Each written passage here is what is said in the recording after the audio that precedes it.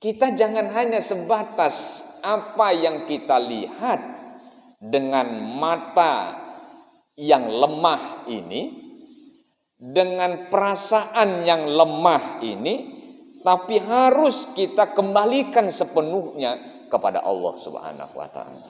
Jangan lupa like, subscribe, dan bunyikan loncengnya dan komen. Assalamualaikum warahmatullahi wabarakatuh. Bismillahirrahmanirrahim. Alhamdulillahilladzi bi ni'matihi ihtadal muhtadun wa bi rahmatihi ittahadal muslimun. Wa atakum min kulli ma sa'altumuh wa in ta'uddu ni'matallahi la tuhsuha. Ashhadu an la ilaha illallah wahdahu la syarika lah wa ashhadu anna Muhammadan abduhu wa rasuluh al-mab'uts rahmatan lil alamin. Allahumma salli wa sallim wa barik ala Rasulillah Muhammad ibn Abdullah wa ala alihi wa ashabihi wa man tabi'ahum bi ihsanin ila yaumil qiyamah. Rabbi shrah li sadri wa yassir li amri wahlul 'uqdatam min lisani yafqahu qawli. Apa kabar Bapak Ibu? Alhamdulillahirabbil alamin. Puji syukur kehadirat Allah, bersyukur kepada Allah atas segala nikmat yang Allah anugerahkan kepada kita. Kita memohon kepada Allah semoga majelis kita, ta'lim kita diridhoi oleh Allah Subhanahu wa taala. Dibuka pintu hati kita, diberi hidayah, diberi ilmu yang bermanfaat oleh Allah. Amin. Semoga kita sehat lahir dan batin, umur kita umur barokah, husnul khotimah. Bagi kita, orang tua, anak, keluarga, guru-guru kita yang mungkin saat ini sedang sakit, semoga disembuhkan oleh Allah Subhanahu wa taala. Syifaan la yughadiru saqama. Kita juga mohon kepada Allah Subhanahu wa taala semoga keluarga kita jadi keluarga yang barokah, keluarga sakinah, mawaddah warahmah, anak soleh soleha, rizki banyak halalan thayyibah, dijauhkan dari bala, dijauhkan dari segala tipu daya setan, jin dan manusia. Hati kita senantiasa istiqomah dengan kebaikan. Almarhum almarhumah, orang tua, keluarga, guru-guru kita yang telah mendahului kita, semoga dilapangkan alam kuburnya, diterima amal ibadahnya, diampuni dosa oleh Allah, ditakdirkan menjadi penghuni surga Allah Subhanahu wa taala. Siapapun yang membantu pengajian kita, makanan, minuman, tenaga, pikiran, waktu, uang, semuanya semoga dilipat gandakan pahalanya oleh Allah Subhanahu wa taala. Al-Fatihah. A'udzu billahi minasyaitonir rajim. Bismillahirrahmanirrahim. Maliki yaumiddin. Iyyaka na'budu wa iyyaka nasta'in. Ihdinas siratal mustaqim. Shiratal ladzina an'amta 'alaihim. Maulaya shalli wa sallim daiman abada ala habibika khairil khalqi kullihim huwal habibul ladzi turja syafa'atu likulli hawlim minal ahwani muqtahimin. Ya Rabbi bil Mustafa balligh maqasidana waghfir 'fu.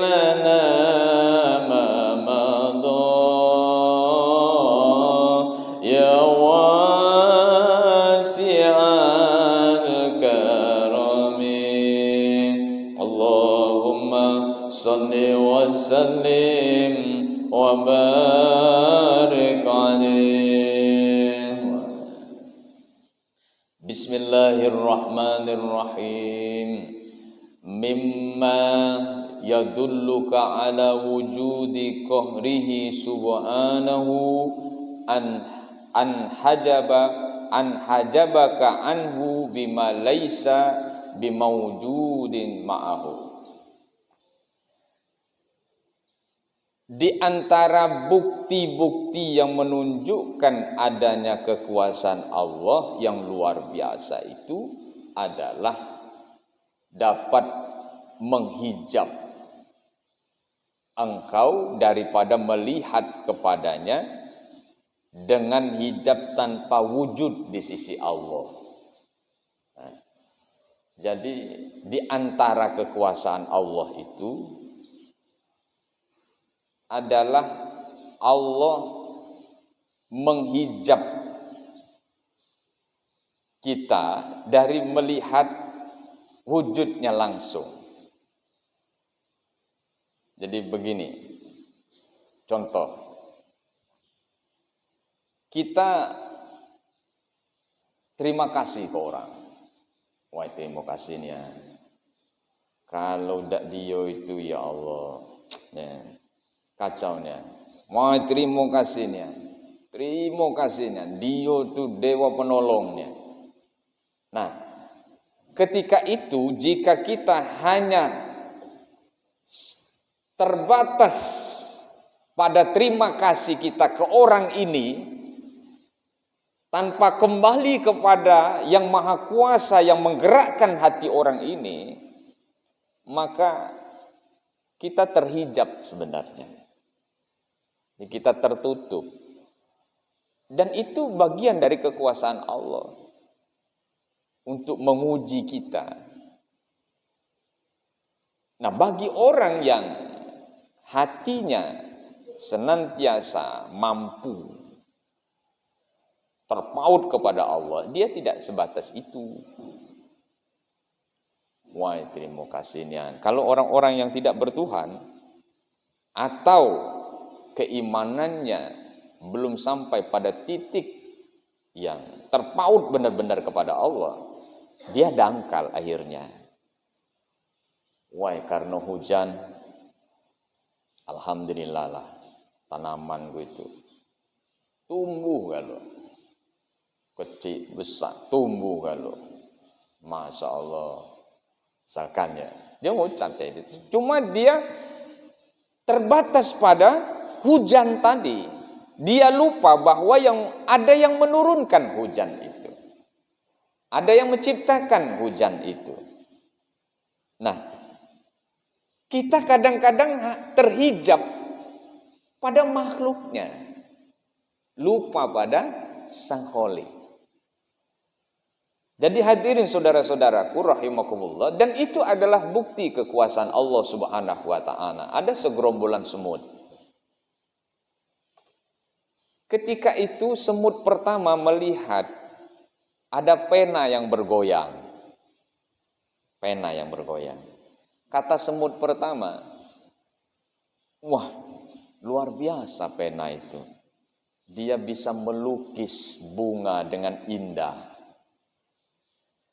Datang semut kedua. Semut kedua ngomong, bukan penanya yang menulis, tapi jari-jarinya yang melukiskan bunga itu. Datang lagi semut ketiga, bukan jari-jarinya, tapi lengannya yang menulis bunga, yang melukis bunga itu dengan indah. Akhirnya datang kepala semut. Kata ketua semut ini, kepala semut ini, bukan pena, bukan jari, juga bukan lengannya, tapi yang menggerakkan semuanya itu adalah yang menciptakan semuanya itu. Akhirnya semut-semut yang ada mengangguk semua tanda sepakat. Jadi hadirin saudara-saudaraku, kita jangan hanya sebatas apa yang kita lihat dengan mata yang lemah ini, dengan perasaan yang lemah ini, tapi harus kita kembalikan sepenuhnya kepada Allah Subhanahu wa taala. Tidak ada yang kebetulan dalam kehidupan ini. Semuanya dengan skenario yang maha kuasa Allah Subhanahu wa taala. Maka tauhid kita harus kita senantiasa kuatkan. Bagaimana? Belajar. Belajar untuk selalu mendidik hati, mendidik batin, bukan cuma otak, tapi batin hati kita harus kita didik senantiasa. Jadi ketika ada yang terjadi pada diri kita, apapun itu, senang, tidak senang, musibah, nikmat, itu bagaimanapun kita tidak hanya sebatas itu. Pasti ada yang menggerakkan semua itu. Tajam, ngapola ya, ngapola kaki ini kena batu, terus tersantuk batu, berdarah. Bagi kita yang pemahaman kita tidak sampai pada Allah, kita mungkin marah-marah. Kurang ajar nian batu ini, ngapun nian ndak di tengah jalan. Sapu nian yang naruh batu ini. Kita hanya sampai pada itu saja. Tapi tidak ada yang kebetulan. Ketika kaki kita tersantuk batu itu, ada yang menggerakkan semuanya itu. Maka kita seringkali melihat fenomena. Ada musibah pesawat jatuh. Kemudian pasti ada hikmah di balik itu. Nanti ada berita. Ada salah seorang penumpang yang dia terlambat datang untuk check-in. Akhirnya dia tidak ikut terbang dengan pesawat itu. Allah semua itu. Allah semua. Jadi kita kembali kepada Allah. Semuanya itu tidak ada yang kebetulan. Allah semua. Kita meratapi nasib. Wah ngapun ya nasib nih ya ini. Yang cak ini terus nasib nih ya Allah. Ndak kayo-kayo. Begawe laneman nian. Pagi berangkat. Malam balik. Ngapun ya ndak kayo-kayo. Ya Allah. Ngapun ya ndak berduit-duit. Buntu terus. Tidak ada yang kebetulan Pak. Tidak ada yang kebetulan. Mungkin saja ketika itu Allah ingin kita kembali kepadanya. Kembali kepadanya. Seakan-akan Allah berkata kepada kita, kau lum nak nia. Kau lum nak nia. Baliklah. Baliklah kepadaku. Ngadaplah denganku. Apa kena kau? Nah hadirin saudara-saudaraku, yang seperti ini kadang-kadang kita tidak nyambung. Ada kalanya kita merasa sangat-sangat naas. Ada kalanya kita merasa bahwa hari itu sangat sial. Balik kuma, bini marah, nak berangkat begawe, ban motor, kempes, sampai di kantor, tersinggung gara-gara kawan. Apa lagi? Pokoknya hari itu rasanya alangkah sial hari ini. Cacam, ngapuni aja ini. Bapak Ibu, mungkin dalam waktu yang sama Allah mengundang kita agar kita menoleh kepadanya, agar kita kembali kepada Allah Subhanahu wa taala, agar kita datang kepada Allah Subhanahu wa taala. Enggak ada yang kebetulan. Enggak ada yang kebetulan. Nah, makanya kita selalu saja muhasabah, introspeksi diri, mencari kelemahan, mencari salah, apa yang harus diperbaiki. Makanya itu sinkron dengan apa yang sudah kita pelajari. Bagaimana Ibnu Mubarak membeli kuda-kuda yang cacat itu sinkron.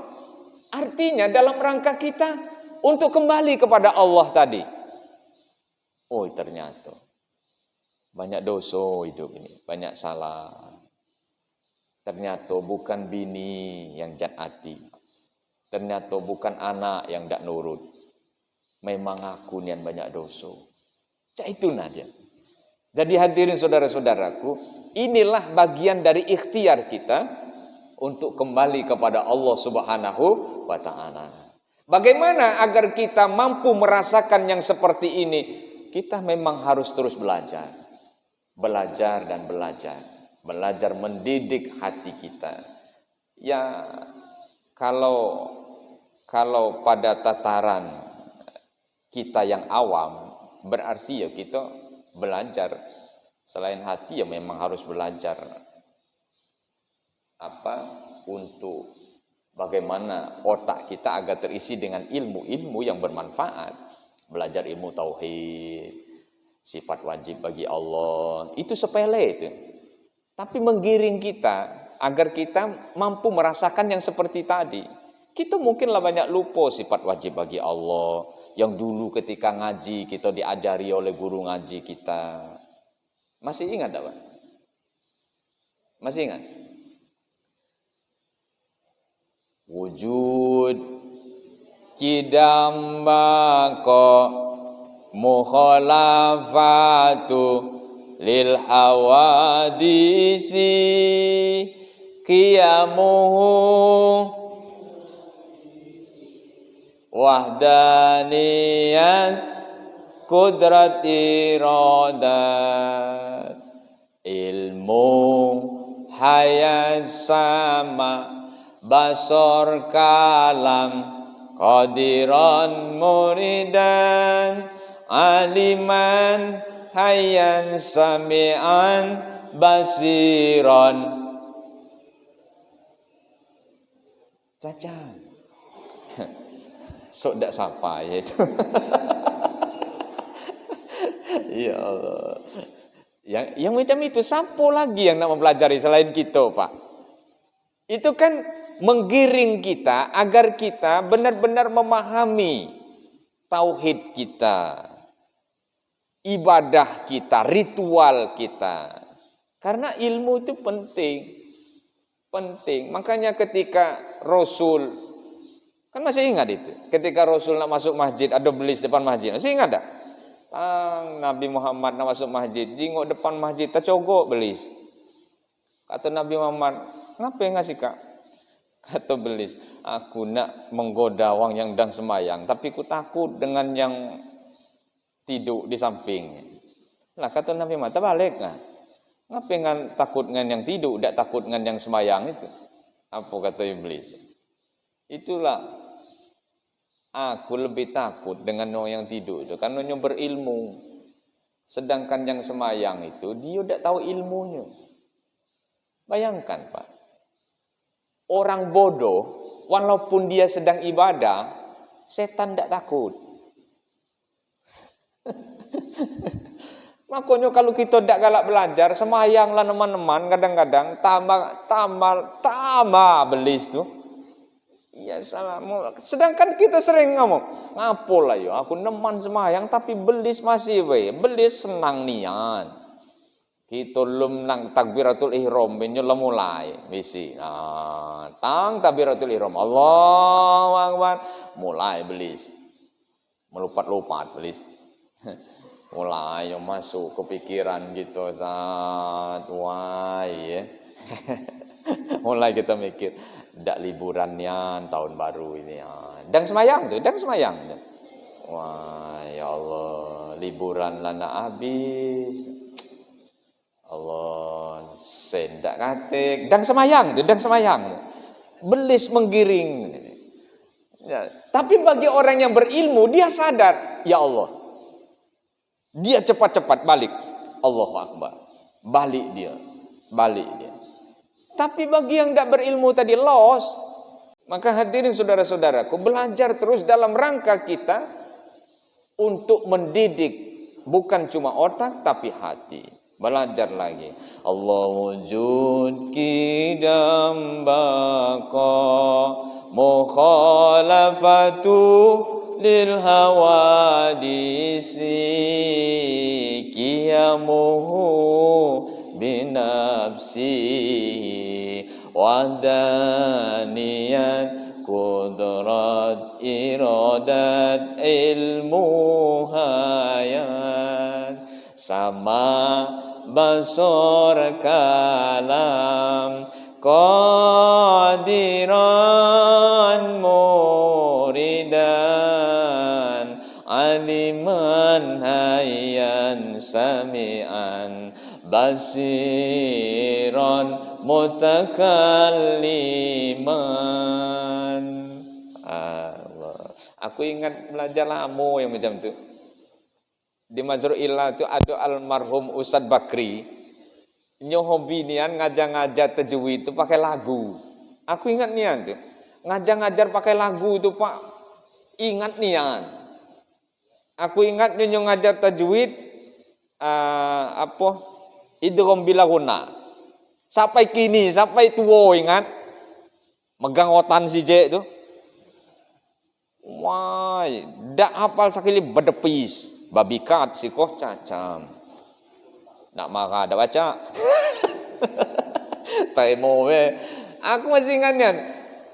Idgham bila guna artinya memasukkan bunyi nun mati atau tanwin bila berjumpa dengan salah satu daripada huruf idgham bila gunna mir rabbikum min ladunka hudan lil muttaqin wa ghafurur rahim. Ingatnya aku duduk pucuk meja tu, pucuk kasi. Pakai meja Ustaz Bakri almarhum. Megang otan si J. Kan sogoi pade almarhum. Jadi sambil ngajar tu sambil ngajar dengan lagu. Ingat sampai kini. Ya Allah, semoga beliau jadi ahli surga Allah Subhanahu wa taala. Satu huruf saja yang kita ajari, pahalanya luar biasa. Apalagi yang seperti ilmu-ilmu yang diajarkan beliau. Maka hadirin saudara-saudaraku, belajar terus kita. Belajar terus. Dengan tauhid, iman kita akan kuat. Ketika iman kuat, maka syariat kita akan lakukan. Ketika syariat kita kerjakan, akhlak kita akan mulia. Itu pedoman. Ketika tauhid kita pelajari, iman akan kuat. Ketika iman kita kuat, syariat kita lakukan. Ketika syariat kita kerjakan, akhlak kita akan mulia.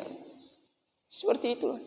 Maka itu ada di dalam kitab yang ditulis oleh almarhum Kiai Haji Hasyim Asy'ari. Jadi tauhid menguatkan iman kita. Kalau kuat iman kita, insya Allah syariat kita lakukan. Kalau syariat sudah dikerjakan, akhlak kita dapatkan, akhlak yang mulia.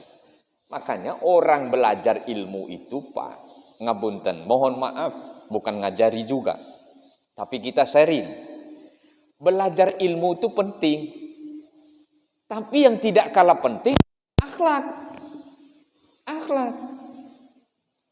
Makanya kalau tidak keliru Ibnu Mubarak itu belajar ilmunya berapa tahun itu? Apa 20 tahun?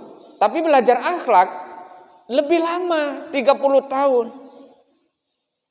Orang berilmu tapi tanpa akhlak rusak. Tapi kalau dia berakhlak, mulia dia. Makanya orang yang di pesantren itu yang pertama kali diajarkan adalah kitab ta'lim wa ta'lim. Bagaimana adab mencari ilmu. Itu penting. Dengan adab itu, dengan akhlak itu, ilmu kita dapatkan ilmu manfaat. Untuk apa ilmu banyak tapi tidak manfaat? Ilmu yang manfaat, insya Allah menggiring akhlak kita kepada akhlak yang mulia. Maka hadirin saudara-saudaraku rahimakumullah, ini bukan hanya untuk orang anak-anak, orang muda, tidak. Siapapun kita yang mencari ilmu, jangan lupa dengan akhlak. Nah, bagaimana bagian dari akhlak itu? Bagian dari akhlak itu adalah menghargai ilmu. Ilmu itu dari mana? Dari yang menyampaikan. Makanya terus dari Allah, Nabi, kemudian al-ulama warasatul anbiya, terus itu. Terus. Kita ini dari siapa? Kalau tidak dari ulama-ulama yang menyampaikan kepada kita, dari guru-guru kita, maka kita harus timbal balik dengan akhlak yang mulia untuk mendapatkan ilmu itu. Jadi hadirin saudara-saudaraku rahimakumullah, jadi memang akhlak penting, adab penting. Nah, sekarang ini kita krisis itu. Lihatlah negara kita ini. Wallahu a'lam bishawab, walaupun tidak semuanya, masih banyak orang yang baik. Tapi kita ingin, kita mulai dari diri kita. Pelan-pelan, dari hal-hal yang sederhana. Insya Allah, kalau dari hal-hal yang sederhana, hal-hal yang besar mampu kita lakukan. Insya Allah. Amin ya rabbal alamin. Maka hadirin saudara-saudaraku rahimakumullah. Jadi kalau memang kita terus belajar, kita akan sampai nanti pada pengertian yang kadang-kadang sulit kita ungkapkan.